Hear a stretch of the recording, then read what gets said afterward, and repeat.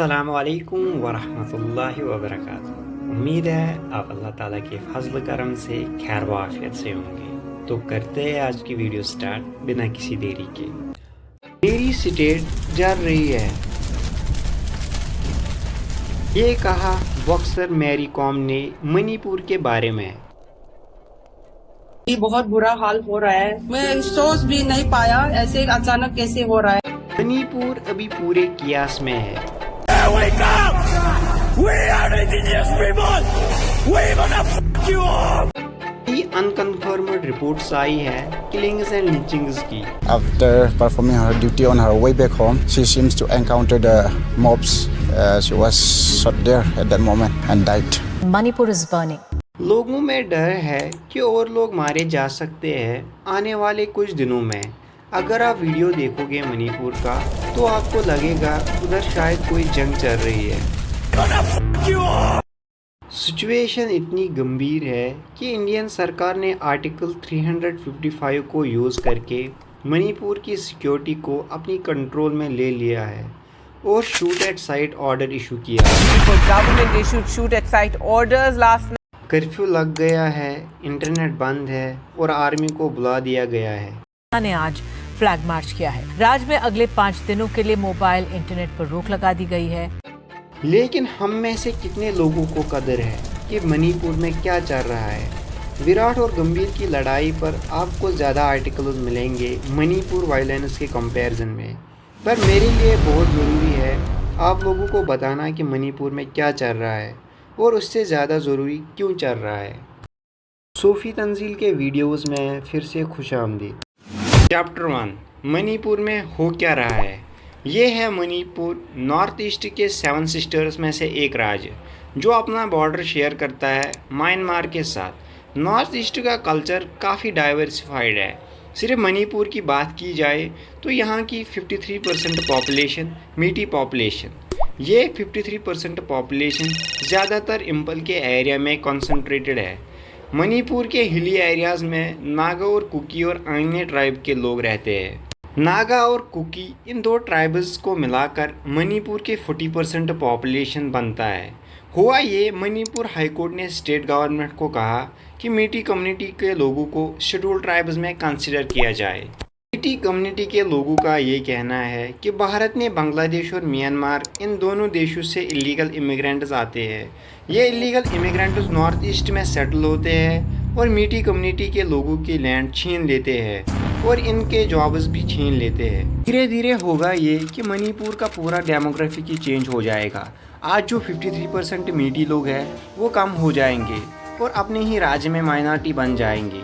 तो अगर मीठी लोगों को शेड्यूल ट्राइब का दर्जा मिला तो उन्हें एजुकेशन, सरकारी नौकरी में थोड़ी बहुत रिजर्वेशन मिलेगी, जिससे उन्हें अपने ही कल्चर को प्रोटेक्ट करने में हेल्प होगी।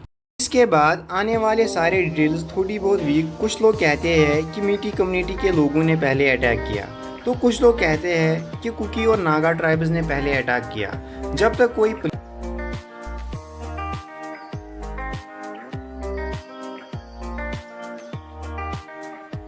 But let me share what I understand. फरवरी के मंथ में चुराचंद और 2 डिस्ट्रिक्ट्स में सरकार ने फॉरेस्ट एरिया में एनकरेजमेंट हटाना स्टार्ट किया।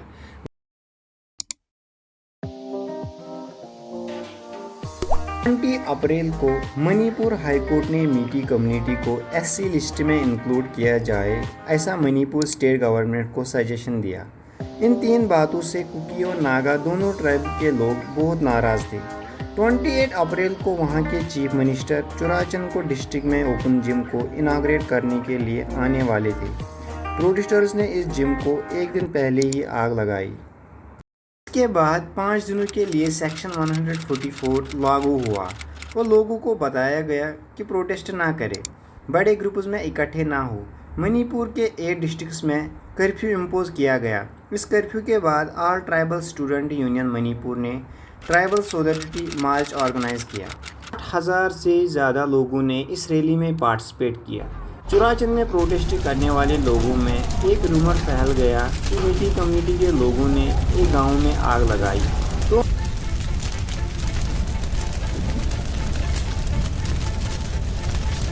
के बाद मीटी और ट्राइबल लोगों में बहुत ज़्यादा क्लैशेस शुरू हुई।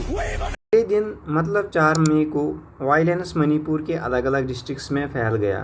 दुकानें जलाने लगी, पुलिस और प्रोटेस्टर्स में क्लैशेस बढ़ने लगी और स्टेट गवर्नमेंट ने आर्मी की मदद मांगी।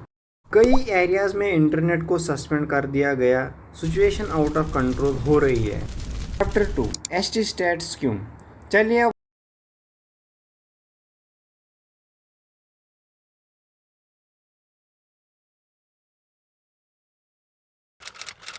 Scheduled tribes demand community of Manipur ने 2012 में कोर्ट से एक डिमांड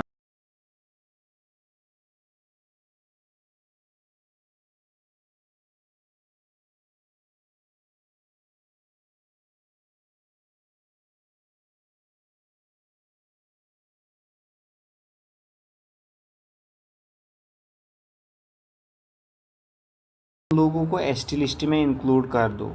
तो क्या कल से इनको एसटी लोगों को मिलने वाले सारे प्रिविलेजेस मिलेंगे? जी बिल्कुल नहीं। 1999 में प्रॉपर प्रोसेस एस्टैब्लिश हुई थी। पहला स्टेप है कि एक स्टेट या union territory tribal affair minister court office of the registrar general of India को एक प्रपोजल भेजती है। अगर ORGI ने इस इंक्लूजन को अप्रूवल किया तो ये proposal national commission for scheduled tribes तक पहुंचता है, और अगर उन्होंने ये प्रपोजल अप्रूवल किया तो हमारे कॉन्स्टिट्यूशन में एक अमेंडमेंट के थ्रू एसटी लिस्ट को मॉडिफाई किया जाता है। एक कम्युनिटी को एक शेड्यूल्ड ट्राइब बनने के लिए इतनी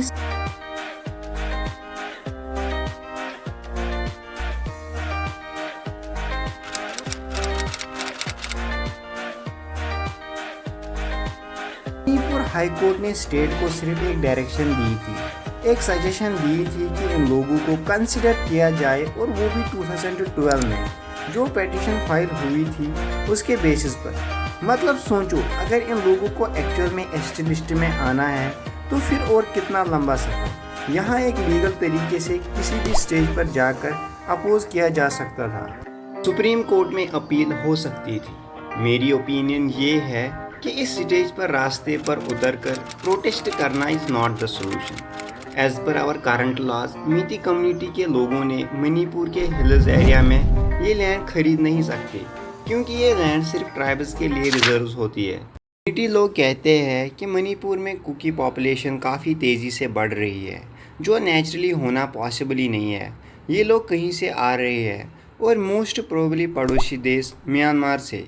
ये कहते हैं कि ये इलीगल फॉरेस्ट एरियाज़ में सेटल हो रहे हैं। इनका पॉइंट ऑफ व्यू ये है कि इनकी वजह से हिली एरियाज़ में पॉपी प्लांटेशन बढ़ती है और मणिपुर में ड्रग्स प्रॉब्लम। चैप्टर 3 ट्राइब्स की डिमांड। चलो अब आर्गुमेंट की दूसरी साइड को समझते हैं कि कौन से पॉइंट्स हैं जिनकी वजह से कुकी और नागा ट्राइब्स को इस मीटी कम्युनिटी को एसटी लिस्ट में आने से रोकता है। नंबर 1, ये ट्राइब्स कहते हैं कि मीटी कम्युनिटी के लोग ऑलरेडी मेजॉरिटी में है। कई सारे असेंबली की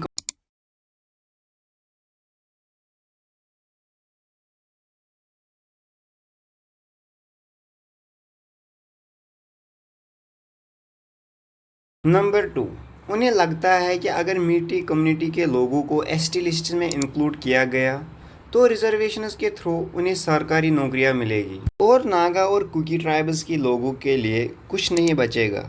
नंबर 3, मीटी समाज को ऑलरेडी ओबीसी स्टेटस मिला है। उनका कहना है कि आपको एसटी स्टेटस की ज़रूरत क्या है।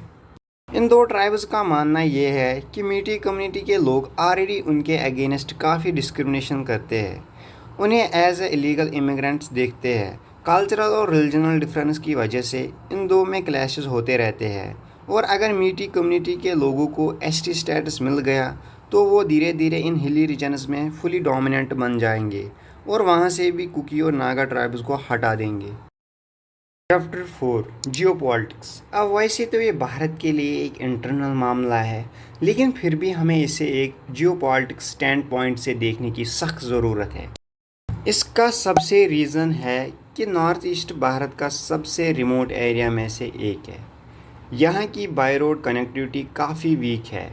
इस पॉइंट को चिकन नेक कहते हैं, क्योंकि ये काफ़ी छोटा है, या वो एरिया है जो नॉर्थ ईस्ट को भारत से जोड़ता है। ईस्ट बांग्लादेश और म्यांमार इन दोनों देशों से घिरा हुआ है, तो इस एरिया में शांति बनाए रखना भारत के लिए काफ़ी इम्पोर्टेंट है।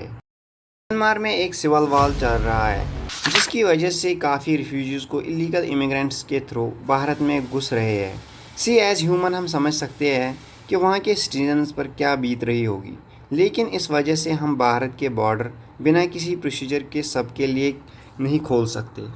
साथ ही साथ म्यांमार से रोहिंग्या रिफ्यूजीज़ भारत आते रहते हैं जो भारत के लिए एक सिक्योरिटी थ्रेट हो सकता है। रिफ्यूजीज से कैसे डील करना है ये काफ़ी कॉम्प्लिकेटेड इशू है। नॉर्थ ईस्ट के कई स्टेट्स की एक कंप्लेंट ज़रूर होती है कि भारत काफ़ी रिफ्यूजीज़ को अंदर लेता है और बाद में उनकी प्रॉपर व्यवस्था नहीं करता। 1971 में बांग्लादेश लिबरेशन वार के दौरान ऐसा ही हुआ था। बांग्लादेश से कई सारे रिफ्यूजीज़ आए और आसाम और त्रिपुरा में सेटल हुए, लेकिन वो अलग भाषा बोलते थे, अलग रिलीजन के थे, जो धीरे धीरे वहाँ के डेमोग्राफी की चेंज होती गई। वहाँ के लोकल लोग ही धीरे धीरे माइनॉरिटी बन गए। इस वजह से मीठी कम्युनिटी के लोग NRC act national register of citizen के डिमांड कर रहे हैं। आपको क्या लगता है इस रिफ्यूजी क्राइसिस से भारत को कैसे डील करना चाहिए, ये हमें कमेंट सेक्शन में बताओ। हमें ये एश्योर करना ही होगा कि हमारे इंटरनल कॉन्फ्लिक्ट्स एक वायलेंट रूप ना ले। इट इज़ इम्पॉर्टेंट कि हमें दूसरे समाज से हमारे जो भी डिफरेंसेस है वो साइड में रखें और एक दूसरे को प्रोटेक्ट करें। एक एरिया में स्टेबिलिटी बन।